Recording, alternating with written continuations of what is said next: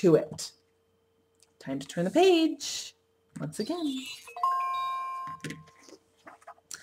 Jack and his mother lived on the bag of gold for some time, but at last they came to the end of it. With hunger gnawing at his belly, Jack made up his mind to try his luck at the top of the beanstalk again. On a fine morning, he woke up early and got onto the beanstalk from his window. He climbed and he climbed and he climbed until he came out on the road again. Then he walked along until he saw the great big tall woman standing on her doorstep. "Good morning, ma'am," said Jack, bold as you please. "Could you be so kind as to give me something to eat?" "Go away, my boy," said the big tall woman, "or else my man will have you for breakfast." Then she drew back and looked Jack in the eye. "But aren't you the same lad who came here once before? Do you know that very day my man missed one of his bags of gold?"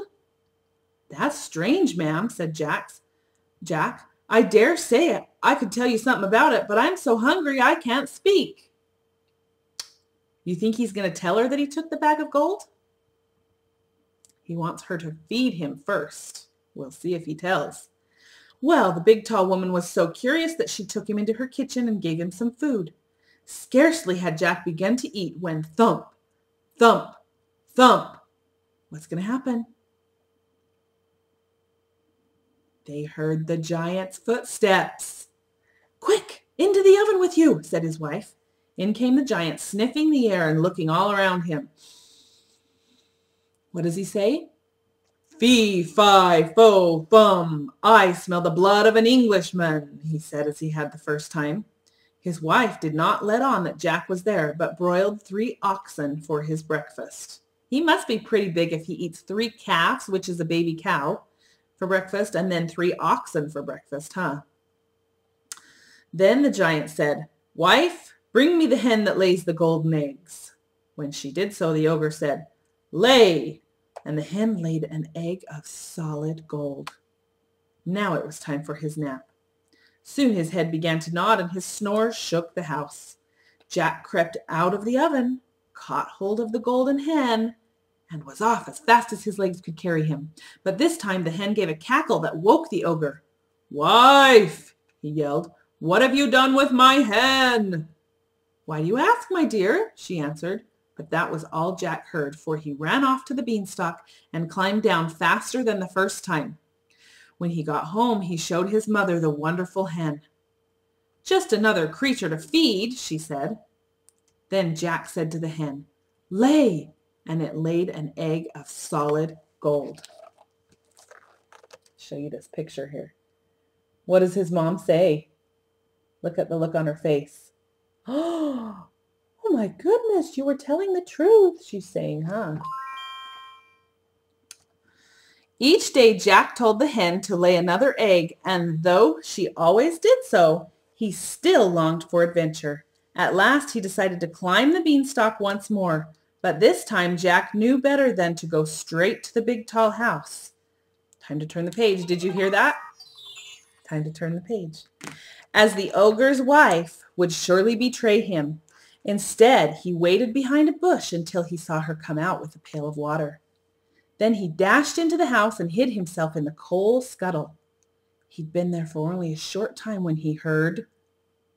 What do you think he heard? Thump, thump, thump.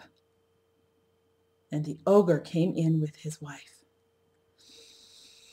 "Fee, fi, fo, fum, I smell the blood of an Englishman," cried the giant in a rage.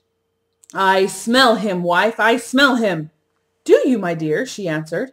"If it's that same lad who stole your bag of gold and the hen that laid the golden egg, he's sure to be in the oven." They both rushed at once, but of course Jack wasn't there.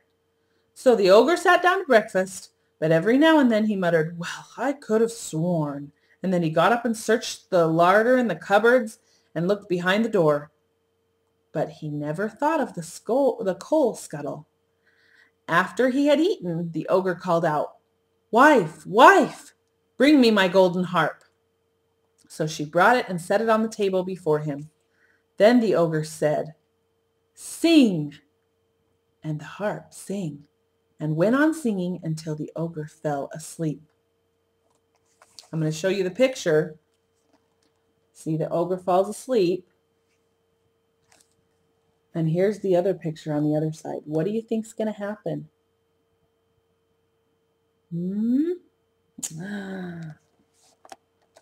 We'll see. As soon as the ogre's snores began to shake the house, Jack lifted the lid off the coal scuttle and crept on his hands and knees over to the table. Quickly he took the golden harp, then dashed toward the door. But the harp called out loudly, "Master! Master!" And the ogre woke up in time to see Jack running off with his harp. Time to turn the page.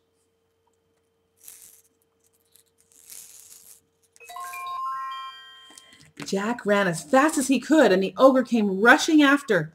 Closer and closer he came until Jack could feel his hot breath burning him. But Jack ran down the long, broad road and swung himself onto the beanstalk. The giant hesitated, for he did not like to trust himself to such a spindly plant. But the harp called again, "Master! Master!" and the ogre followed Jack down. The beanstalk trembled and swayed beneath the ogre's weight. Jack was sorely frightened, but he was almost home now, and he could see his mother standing in the garden. "Mother, mother!" he called out. "Bring an axe! Bring an axe!" What do you think he's going to do with an axe? Maybe. Let's find out. She came rushing up with the axe in her hands. Then she saw the ogre's legs just coming through the clouds and stood stock still with terror. But Jack jumped down and got hold of the axe and swung it at the beanstalk with all his might. With 2 chops, the beanstalk was cut in 2. The giant held on for dear life, but it was no use. He was dead as soon as he hit the ground. You see the picture of the ogre? He's holding on. Then Jack and his mother buried the giant and the beanstalk with him. They became very rich from selling the golden eggs and making the golden harp play for the curious. Jack's mother's scolding tongue was still, and all their days they were happy. What did you think of that story, Jack and the Beanstalk?